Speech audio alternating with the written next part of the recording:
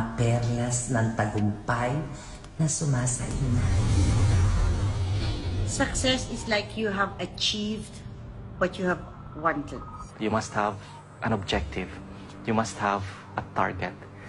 You must have a dream. Di ba sabi nga natin, natutunan ko yun sa Pilipinas, na wala namang bayad mangarap. Kasi importante yung ginagawa natin sa buhay, yung nanggagaling sa ating kaluluwa ng sinasabi nga natin, that expresses your soul. It's great if you can stand up and really just do what you want. Kung enjoy ka doon sa ginagawa mo, ang laking bagay yun for happiness. Kung meron man na pwede tayong gawin dahil mahal natin yun, hindi dahil sa kailangan natin, that will be the true meaning of success. To those persons who are feeling secure, but who are not following their passion, they might be missing a lot in life.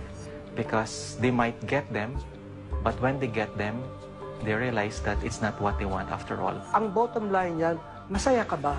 Yung ginagawa ko ba ngayon, masaya ako? Kung meron mang isang bagay na magpapatigil sa akin sa ginagawa ko, pag hindi na ako maligaya at hindi na ako masaya sa ginagawa ko, I'll just walk away. Sapagkat kung saan siya masaya, doon ang hindi lang ang kanyang kaligayahan, doon din ang kanyang success. Iba yung happiness na, wow, ang sarap mabuhay dahil araw-araw ng tatrabaho para namang hindi trabaho. Dahil enjoy na enjoy ako. Bago ko isipin yung magiging masaya ang ibang tao,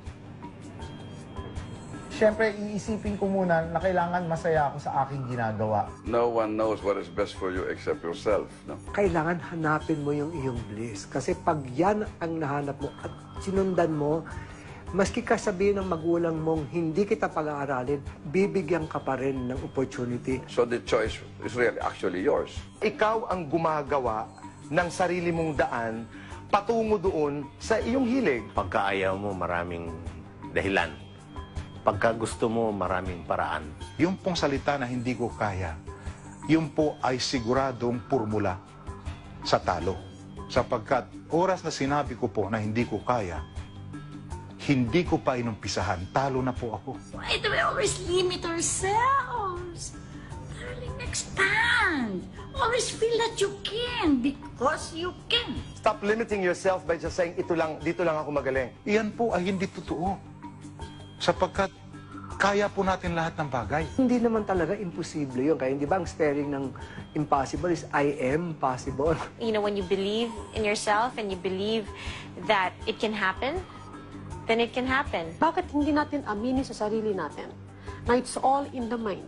Kung tayo ay nag-iisip ng in a positive way, at ito'y mga kaya natin, ay ang ating katawan, there are certain chemicals that are released by the body to create the condition of success in the endeavor.